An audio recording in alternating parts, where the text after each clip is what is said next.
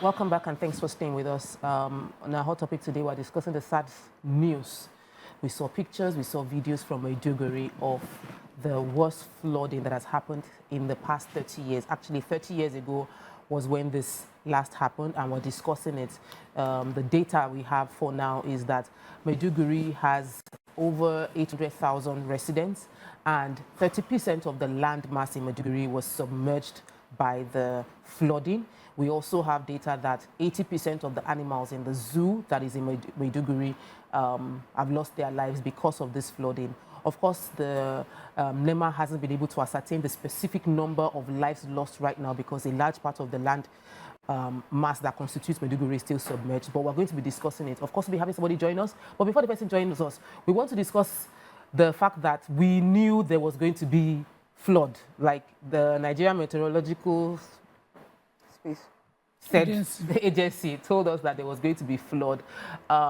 We had a few states already experience it, and the dam doesn't just overflow without people that work and manage the dam knowing that there is already getting to a point where this is critical, this is critical, this is critical. It shouldn't be a shock that this would happen in Maiduguri. Nima, what was your opinion when you first saw this? Anger.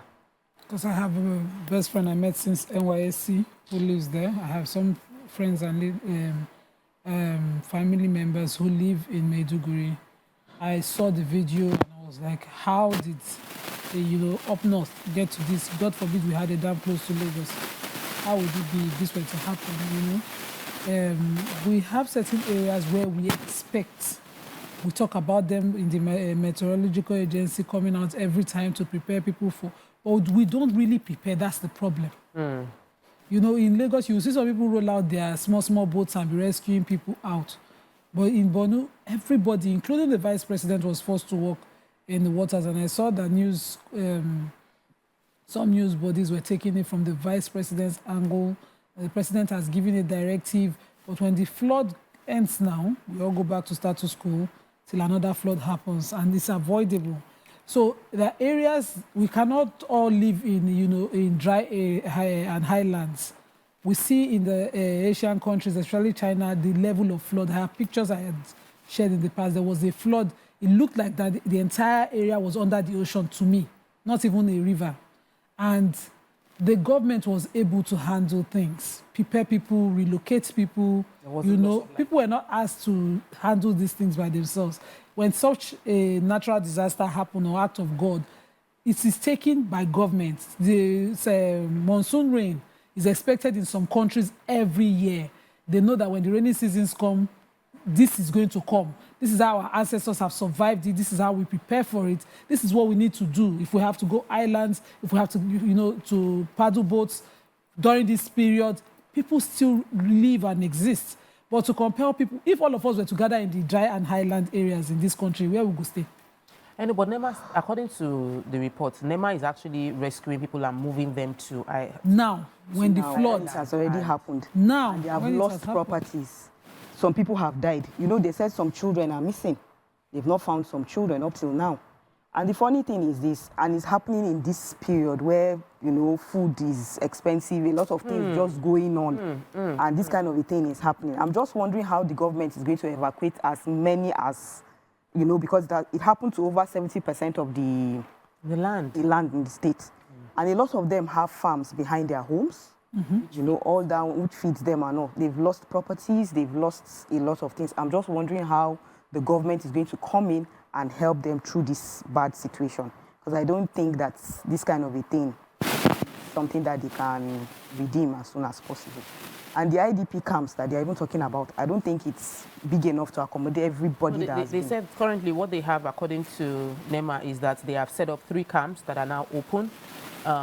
Based on this situation, and the plan is to open even more. They are trying to move them to higher ground, but they have 3 camps already on ground in Gwange, according to NEMA.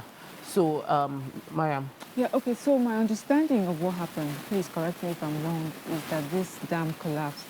So it wasn't heavy rains that led to flash floods. This was a dam that broke open. But having, said that, for a dam to burst open and break open, it shows that there might have been issues with the dam over a period of time. And I'm sure that we have in various states where we have dams, agencies that it is their job to always check the integrity of such, infrastructure. So it means that work that needed to be done, safety measures that needed to have been taken, have not been taken and must have taken many years. It's described that this incident that happened is exactly the same incident that happened 30 years ago. So this should be like a high alert infrastructure, This is something that we should have kept our eyes on to make sure that what happened 30 years ago is not repeating itself today. So, and we know Nigeria and our maintenance culture. We would have thought, oh, since it happened 30, I know the thinking is it happened 30 years ago, it's not going to happen anymore. Please, everything is done now, everything is in control. But that's the thing. When if you take if lives matter to you, if you think human beings matter to you, there are things that you must always keep your eye on.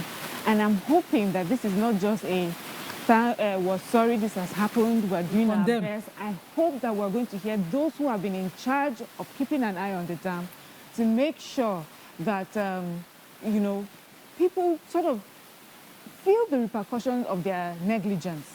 There has to be someone that would speak to us on how their office neglected what has happened and has caused the loss of, we don't know yet, of lives, but properties and just the overall hardship that's happening in. We'll take a quick break. We'll take a quick break, and when we return, we'll talk about the impacts on food, because definitely there will be challenges with food security. We'll talk about the impact on health, and we'll talk about who we are going to point our fingers to blame for this. Who will take responsibility for what has happened in Maiduguri right now? Stay with us. Be right back.